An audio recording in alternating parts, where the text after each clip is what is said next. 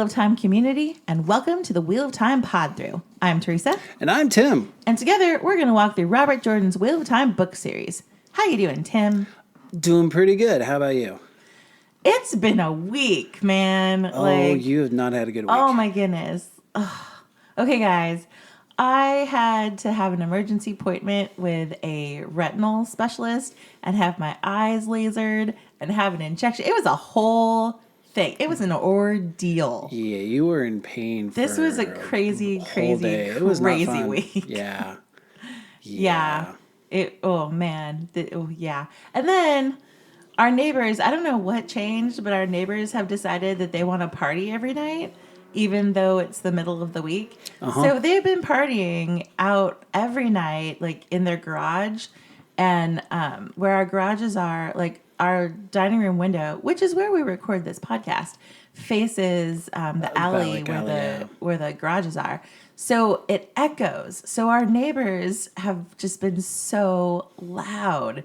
It's just been a crazy, crazy, crazy week. Yeah, and it's not just, we aren't just old people complaining about the young people next door. Get off my lawn. They're just as old as we are, and they're out at 6 o'clock at night all the way till 2 o'clock in the morning, and we can hear everything they're saying in our own room. So yeah, it's been crazy. It's been interesting. It's been a week, man. Yeah. Like, I'm hoping that what changed is that maybe someone had a breakup or something, and this will be really short-lived while they're getting over it. Yep. You know, just like a couple weeks, and then they'll get back to normal life. Yeah. But, it's been a week. Well, I'm excited to do a podcast today. Can you tell I'm stalling? I'm not looking forward to this episode. I don't usually talk this much. I'm stalling. Yeah, well, I'm really happy to be recording. I get you. This is not my favorite stuff. Yeah. All right. Before we get started, we just want to remind you that this is a reread. We assume that you've read the entire series, so there will be spoilers. You have been warned. All right, Tim, what are we going to be doing in today's episode? Today we'll be discussing chapters 40 and 41 of The Great Hunt, where the girls fall into a Seanchan trap. Chapter 40 is called Damane, and the icon is the Adam. Here's a quick summary to act as a reminder for those of you who are not reading along with us. Slavery is bad and the Seanchan suck. The end. No? No. Not enough? No. Okay, I guess I can't put this off any longer. Okay. All right. The girls exit the waygate and are met with a large party of Seanchan, including 50 armed soldiers. Leandrin greets the High Lady Suroth and tells her that Nynaeve and Egwene are the two she has been told about. She motions to Elaine, saying that there's another, and that she is the daughter heir of Andor. Women in gray with lightning bolts on their dresses come forward, along with one of the soldiers, and the man grabs Elaine and Min by the scruff of their necks. Things devolve quickly. Someone screams, and the wind suddenly becomes a gale with dirt and leaves whipping around. One of the women snaps a smooth metal collar around Egwene's neck. She claws at the collar, but it won't budge. She sees that the collar is connected by a leash to a bracelet on another woman's wrist, so she balls up her fist and hits the woman as hard as she can. When she makes contact, Egwene is knocked down, head ringing from a strong blow as if she were hit by a large man. When she can see straight again, the wind has died down. Nynaeve and Elaine were gone, and Min was on her hands and knees trying and failing to stand.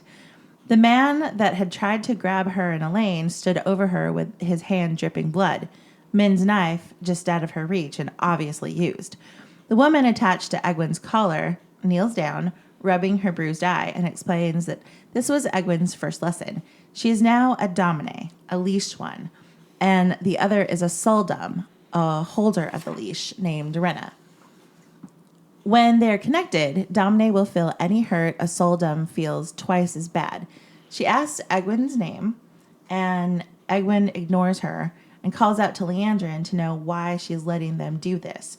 Rena tells Egwene that the first thing she needs to learn is to do it exactly as she is told without delay. Suddenly, Egwene feels her skin burn and prickle as if she had rolled in stinging nettles. The pain doesn't stop until Egwene tells Rena what her name is, and Rena pats her head like a good dog. Egwene calls out to check that Min is okay. Min nods but is nursing a head injury. Lightning cracks across the clear sky, and Egwene has a surge of hope that Nynaeve is still out there. If anyone could get her out of this, Nynaeve could. Seraph confronts Leandrin, saying that she was promised 2, but she only got 1. Leandrin claps back that she brought 3, and if Seraph can't handle her business, then their master should choose someone else. Seraph threatens to have her collared, and Leandrin embraces the source. They exchange threats and insults back and forth while lightning streaks the sky. A tree goes up in flames, and Seraph is done. She commands that the soldiers who are chasing the other 2 down be called back. Leandrin tells her that Elaine means nothing, but they have to find Nynaeve and have her taken back to Seanchan. They exchange more insults about how important they are to their master and how they'll bring the other down. The Seanchan searchers come back empty-handed, and it looks like Nynaeve managed to kill a few of them with her lightning and whatnot. The man standing over Min asks Seraph for permission to kill her because she cut him, and Seraph grants it. Egwene shouts no and begs Seraph to spare her friend. The stinging nettles are back, but Egwene keeps pleading to save Min. Seraph comes over to Egwene and tells her that if she will keep quiet and does as she's told, Seraph will spare Min's life, but only as long as Egwene continues to be useful. They start back toward Falme, and Rena explains that she has to punish Egwene for bringing the attention of the High Lady on herself. Rena beats her mercilessly with an invisible switch, and when Min tries to intervene, Rena tells her the punishment will only be worse for it.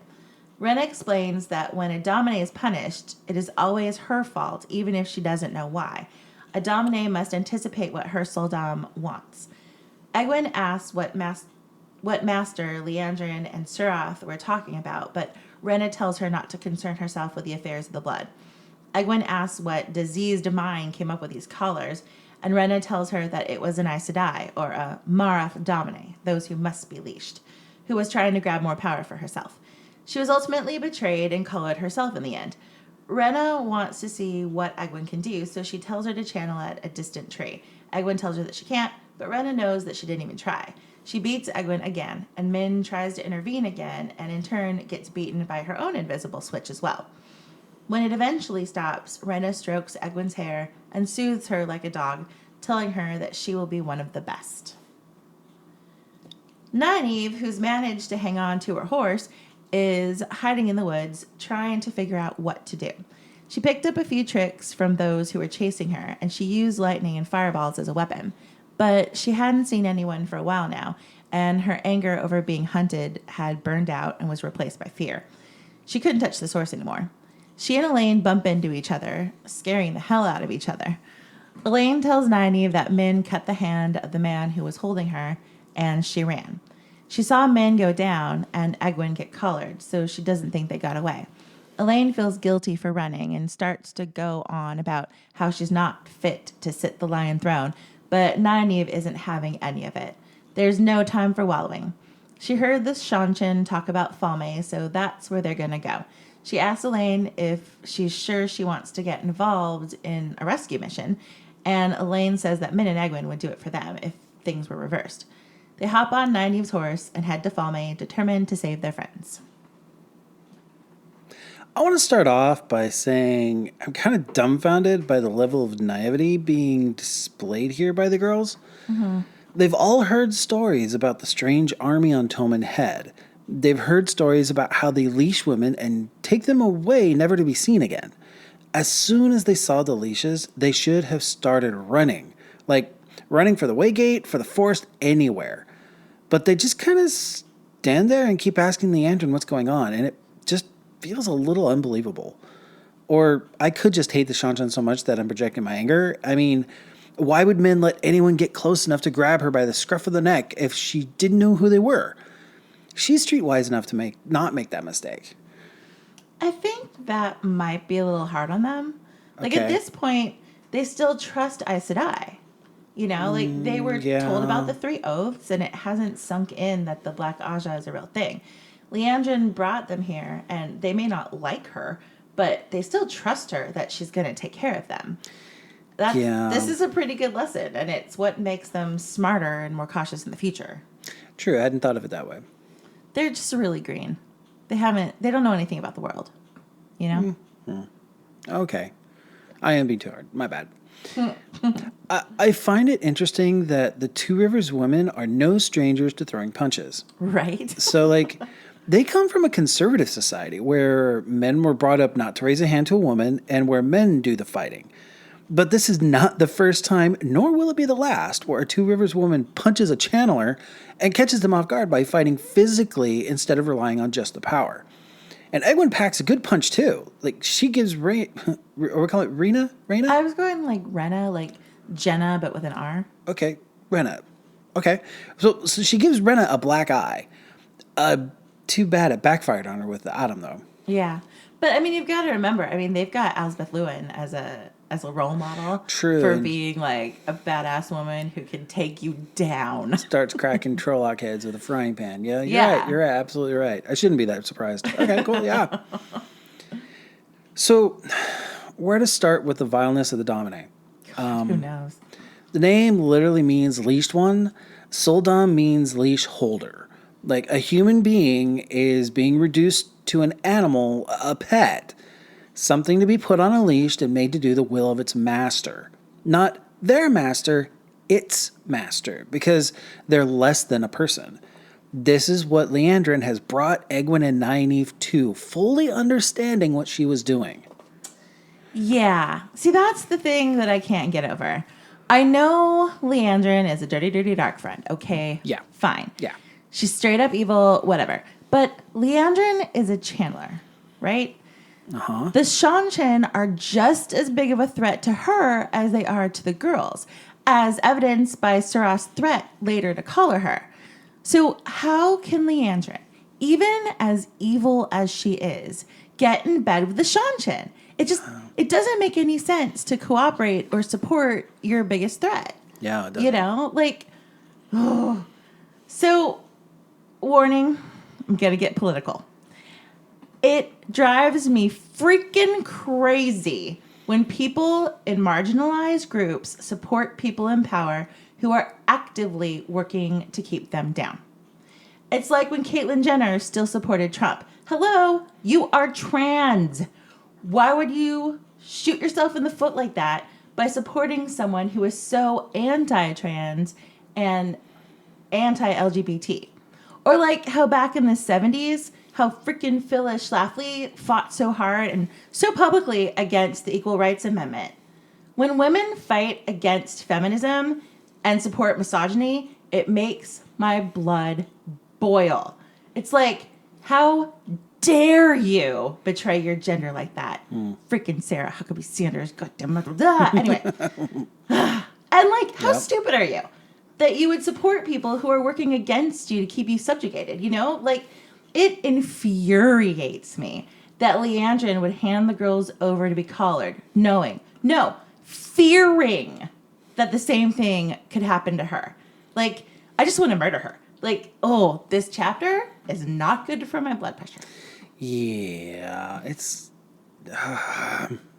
Like, I can't stand people who do that. Yeah. You know, it's like, I understand if you don't want to be an activist. That's fine. You know, like, not everybody is meant to be. Some people just are trying to live their lives. But what I don't understand is if you are going to be outspoken and political and an activist, why you would actively be working against yourself. Yeah, that always boggles me as well. And it's something we've lived with. And it's not just isolated to feminism either. There's all kinds of other minority marginalized groups that have that problem too. Yeah. So, yeah. I don't understand it either. And Liandrin's definitely doing the same thing here. Yeah. The moment Egwene realizes that Nynaeve is still free, she knows that she just needs to hang in there until Nynaeve can get her out. Yeah. There is no doubt in her mind that Nynaeve is capable of doing this because she's just that awesome and that much of a force of nature. Like, nothing can stop Nynaeve. I agree. Nynaeve's awesome. No power in the verse. Right? So it's bold of Surath and Liandrin to talk about their master so openly in front of everyone like that. Right? I mean, I know that the lesser Seanchan don't concern themselves with affairs of the blood, but still, I mean, being discovered as a dark friend is still not okay, even for the Seanchan. And Egwene is just being stupid for not cottoning on. Right. But, I mean, okay, to be fair, she does have a lot happening right now, so I guess we can excuse it. Okay. And the one-upmanship of the threats between Leandrin and Seroth are just tiresome. Yeah, bad guys got to out bad guy each other. Yeah, there's so much posturing. Like, Yeah. whenever bad guys get together. Yeah, and when Rena punishes Egwene for drawing attention to herself, all I can think of is how much of a psychopath you have to be to inflict pain on another person in this way. It makes my stomach turn. And then to turn around and blame Egwene because it's always a Damane's fault when they're punished. It just makes me angry because there are people that this happens to every day in the real world, and it's just so wrong. So, not to put too fine a point on it, but the Damane Soldam system is straight up slavery. Absolutely. The crazy thing is that Rena believes that she's 100% right to treat Egwene this way. Mm-hmm. She even thinks it's for her own good in a way because it's too dangerous to let a Chandler run free. The Soldam are awful, but they aren't all mean-spirited. I mean, there's a couple, but most of them aren't. They don't see it as abuse or torture. They see it as instruction and training. Mm-hmm. And they don't see it as slavery because Chandlers aren't people. Right. They are property. This is why I hate the Seanchan and could have done without them in the series. If they had been beaten back in this book and stayed down, fine. But I hate how big of a thing they are in the series. Like, yeah. I don't understand what Jordan was trying to do with the Seanchan, you know? Like, I know he was fascinated by this culture he created. It's obvious by the way he wrote about them. Yep. You can see it. You know, he really enjoyed them. But, like, I don't care how cool the culture is. I just want their ruin. Like, what was he thinking? Yeah, I honestly don't. Like, have you seen any interviews or anything where people have asked him, like, so what's up with this? I have not. And if you listeners out there have seen him, like, make any comments on this, let us know. Like send us an email, shoot us off a thing on Twitter, send us a link to, like, anything on YouTube, because I have not seen him address this specific issue. Because the problem I have with the role of the Seanchan in the series is that later on in the series, he writes them in a way that's almost sympathetic. You know, like, he doesn't keep them as the big evil bad. Like, it's almost he's apologetic for them, like trying to make them, oh, they're not all bad, and look at these individual ones, and Egan is a great person, and Matt ends up marrying Tuon, and, like, it's a whole thing. The Seanchan aren't so bad after all. Yeah, but Matt still ends up marrying Tuon, and Tuon still keeps all of the Damane. Yeah, like, so the problem I have with it is, like, so is he trying to say that just because they're slavers, like, they're still good people? Because screw that. I mean, I really hate to make this corollary, but I think it's completely valid. I mean, Jordan was from the South, and from what I can tell, he really loved the South. Mm-hmm. Was he trying to say that all of the, you know, like, like, history of slavery and racism, we can just kind of gloss over that because Southern people are great? Like, well, I mean, I really hope that's not what he was trying to say, but I mean, like, I think that's a valid question. I mean, the connection is pretty obvious there. Like, well, I don't know. After living for 6 years in the South, in North Carolina, in Charlotte, the former Confederacy capital, okay, just to put that in context. And he was from South Carolina, right? He's from South Carolina, okay. just a few hours away, in Charleston. But I don't want to put words in his mouth because right. Me neither. We want to be very clear on that. I don't want to put words in his mouth, but at the same time, this is the same kind of subculture, the Southern subculture is what I'm referring to, that gave us stories like Gone with the Wind, that tried really hard to paint like a romanticized picture. Exactly. It was a romanticized picture of how things were in the South. And, you know, I heard growing up people tell me, even in California, people tell me that, you know, the during the time that people owned slaves in America, it was for this. People thought it was for their benefit. People thought that the slaves couldn't take care of themselves, or they weren't capable of doing these things. They literally believed these things. So I don't necessarily think Jordan is trying to make an apology, but I do think he's depicting the way people still to this day feel about some elements of slavery, about why it wasn't as bad. Like, people will make they'll apologize for it, and they'll try to say that, well, slavery wasn't as bad as ever to make it out to be. And like, here is a perfect example. We have Renna standing in for that person who really thinks that what she's doing is best for these Damane, even though it's absolutely horrible. Yeah, and like, that's the thing. I mean, it's true. Like, we did spend 6 years in North Carolina. Like, there are some lovely people in the South. Absolutely. It's beautiful country. Like, I'm not saying that the South is bad. No one should go there. But like, the South is bad. Slavery no one should was go there. terrible. Like, it's not okay. Like, it's a good thing that they lost the Civil War, Yeah. And that's the thing. A lot of them don't see it that way. No, they lost the War of Northern Aggression. Yeah, like, oh God, I just can't. And I would hate to think that that's what Jordan was doing.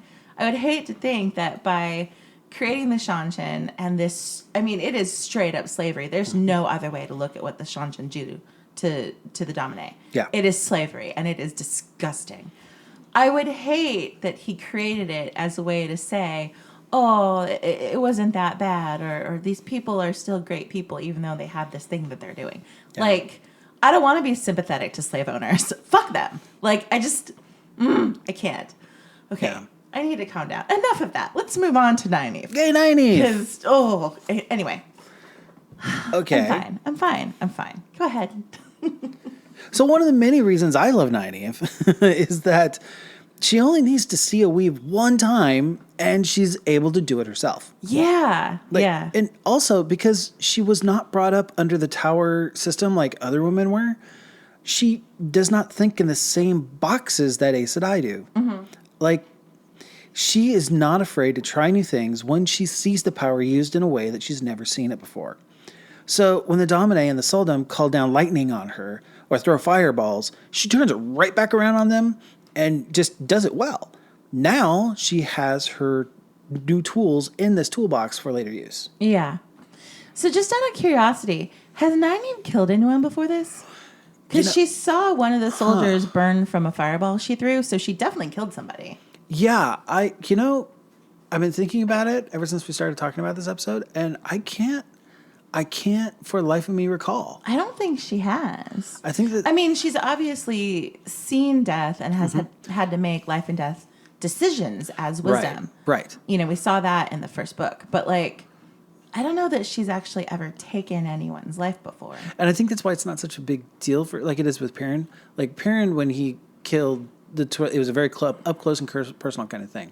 Mm-hmm. And he'd never been in a situation where life and death was in his control. Right. Hers was kind of like a distance kind of thing with the power. And she's used to that, like, triage mindset of, we're going to compartmentalize this and we're going to move on to something else. So, yeah. I mean, she's a little disturbed by it, but not the same as any of the boys were after their first kills. Well, she's got shit to do. True. Very, very true. And also, can we talk about how much of a badass Min is? Yeah. Like, she straight up stabbed that guy who was holding Elaine with her knife. Yeah, and this isn't just some guy. I mean, this is one of the Seanchan military guys. Yeah, he was a soldier. And I mean, true, it was just in the hand, but, like, still, it's pretty cool. Like, she's not going to go down without a fight. Yeah, Min's awesome. Min is awesome. Elaine is really hard on herself here. It's something that Nynaeve and Elaine have in common. She feels guilty for running away after Min cut the Seanchan man that was holding the two of them. Mm-hmm. And Nynaeve is totally right that she did the right thing by running away. Oh, yeah. There's no way they would have been able to outmatch those soldiers, let alone the Damane with Liandrin there. Yeah. But I love that Nynaeve was like, look, I don't have time for this. Get your shit together, clean yourself up, and brush your hair. She's like, yeah. I can't right now. I got bigger fish to fry. While you have your breakdown, there's things we need to do. So buck up, bucko. After reading all these books, I sometimes forget how young Elaine is. Yeah. By the end of the series, she has won the throne of Andor, negotiated a deal with the Sea Folk, and so many other things that show just how mature and level-headed she can be. But reading here, I always get this feeling that she would be utterly lost if Nynaeve had not been there to take charge. Yeah. That's not the case in the next couple of books, and Nynaeve and Elaine become more equals. Mm-hmm. So it just feels odd to go back to before that with this, just seeing her floundering is weird. Yeah. I do find myself laughing every time I get to the end of this chapter when Nynaeve boots the horse forward and Elaine just kind of yelps. Yeah. It's funny. That wraps up chapter 40. But before we get to 41, here's a quick word from our sponsors. Today's episode of the Wheel of Time Pod-Thru is brought to you by Loyal's Books. In the midst of murder and monsters, slavery, and the apocalypse, Loyal's books are constant. Loyal's Books, safe and dry, and there to be treasured. Chapter 41 is called Disagreements, and the icon is the ruby-hilted dagger. Rand and Co. are miserably trudging through the mud and the rain, while Huron tries to pick up Fane's scent. Rand snarks at Varen, can't she do anything about the rain? And she says, yes, but that would be a neon sign for the Damane, and they don't want that. They learned a lot from the frightened villagers as they made their way toward Falme. The Seanchan had made quite the impression of violence and terror. Matt runs his mouth, making inappropriate comments about Aes Sedai and Rand in turn, and then Massima rides up, saying that there is a deserted village up ahead. Sure enough, there is no one left. They go to the only large building left standing and get out of the rain. And Ingtar starts arguing about how this is all a waste of time and they have no proof that Fane is even in Falme. Rand insists that he's there, waiting for him, and Varen believes it because of the writing on the wall in Faldara. But Ingtar is wigging out about the horn and will not be convinced. Rand says that no matter what anyone else does, he's riding to Falme because if he doesn't, Fane will hurt Emond's Field.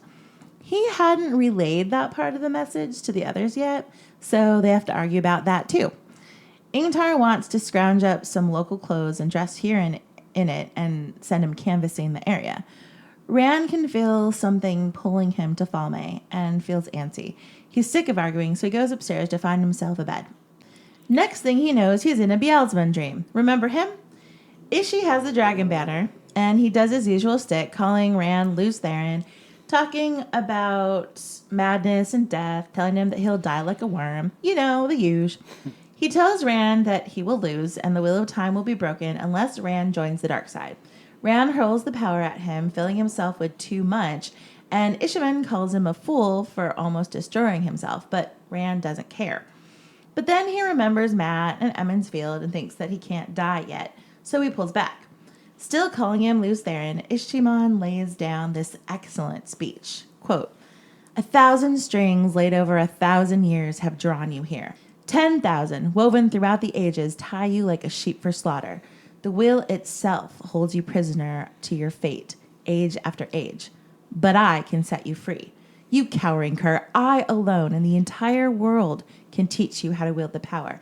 I alone can stop it killing you before you have a chance to go mad. I alone can stop the madness. You have served me before. Rand insists through chattering teeth that his name is Rand al'Thor. Beelzebub leaves him shaking and alone. Leave it to Varen to bring some levity to the dark and stormy atmosphere at the start of this chapter. Everyone is miserable, but she's so wrapped up in thought that she doesn't even notice that her hood is down and she's getting rained on. Until she has to think about what Rand is demanding of her. Browns, go figure. Yeah. Also, Rand and Matt can both go suck it. Yeah. Varen is pretty chill, but they best step back and remember who they're dealing with. Like, even Varen has her limits. And she's already pissed about the whole Damane thing. Right? You know, it's like, yeah. She's Aes Sedai, guys. You need to step back. When we get the description of the large charred patch in the village square, Jordan doesn't tell us what happened and just says that whatever happened there made Huron vomit as soon as he entered the village. My guess is that they took all the people who refused to swear the oaths and burned them alive in the square for everyone to see. What do you think? I hope that's all they did. Like, honestly, I don't think you can put anything past the Seanchan. Yeah. So let's talk about Matt for a minute. Oh, yeah. He says, if the Seanchan have eyes to die fighting for them, why not Fades and Trollocs? He caught Varen staring at him and flinched. Well, they are, on leashes or not, they can channel, and that makes them Aes Sedai. He glanced at Rand and gave a ragged laugh. That makes you Aes Sedai. The light help us all. Okay. Oh, God. I know that Matt's brain is basically Swiss cheese at this point, with the sickness from the dagger making him crazy. Mm-hmm. But what the hell, man? Yep. Like, a few days ago, he was swearing up and down to Rand that he would never betray him after seeing his, like, flicker lives. Yeah. And now he's outing Rand willy-nilly to whoever is in earshot. Uh-huh. You know, like, it sounds like most of the men were out scouting, but Ingtar was part of the conversation. And I'm pretty sure Loyal is there. Like, I realize that the Seanchan make me grumpy, but just a little. I am so ready for Matt to just die. Like, screw the dagger. I don't care anymore. I know he gets better. I know. Yeah. I just got to hold on till book 3. But, oh, my God, I hate Matt so much right now. I'm grumpy. I'm grumpy in this episode. We're almost there. I know. This is why I was stalling before. Just the Seanchan make me grumpy. Yeah. Well, and this chapter is basically a traveling chapter. Yeah. We catch up on Rand's group and the horrible things that the Seanchan are doing in the villages that don't accept their rule. Ingtar is at the end of his rope and is ready to walk away from Varen and go out on his own to find the horn. He's so desperate to find it that he's willing to just walk away from the one person that stands a chance of being able to protect him from the Damane. He's definitely not thinking straight. Yeah, I don't really get what Ingtar hopes to accomplish here. Like, he doubts that Fane is in Falme, which is fine, but he doesn't have a better idea, you know? Like, sending Hurin out to randomly canvass the area is not efficient. Nope. At least Falme is a lead, you know? Like, yeah. They should check there first, and if Fane isn't there, then canvass the area. Like, Falme may be a long shot, but there is at least some reason to go there. So he should exhaust all of his leads before opting for the random luck method.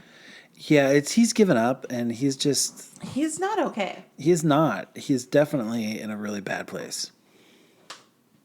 The best thing in this whole chapter, is when, after Perrin says he's in for finding the dagger to save Matt, Loyal says, I don't see where a few more days will change anything one way or the other now. Try being a little less hasty for once. Loyal is awesome. Yeah. Also, that while everyone is drying off and arguing, he's like, sorry, I can't be part of this conversation until I attend to my books. Right? Life, death, the Horn of Valair, whatever. It doesn't matter. It's all about the books. Uh-huh. Yeah. I love Loyal. And I guess we were due for another Ishamon dream. Were we? Yeah. Well, this one is short and to the point. And not a lot of time spent on fancy surroundings or gothic backdrops. Yeah. Oh, did you catch this part? Quote, I'm not the dragon, father of lies, he said hoarsely. The darkness behind Balzaman roiled and furnaces roared as Balzaman laughed. You honor me and belittle yourself. Is that him finally admitting that he's not the Dark One? Is he finally getting slightly less crazy? I think so. Like, we're starting to see the crack in his armor. Mm-hmm. Yeah.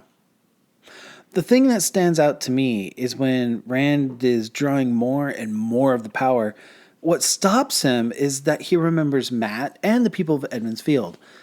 He won't knowingly burn himself out with the power until he has taken care of those that he loves. Yeah. Oh, and after Rand wakes, the smoke is still rising from where Ishman leaned on the back of the chair, and that's kind of cool. Huh. Yeah. Kind of.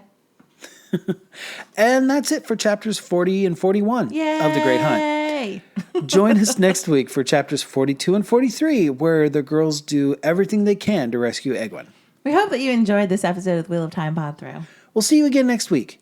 Make sure you rate and subscribe to us on iTunes or wherever you get your podcasts. If you could leave us a positive review, it would really help us out. It makes us more visible so people can find us.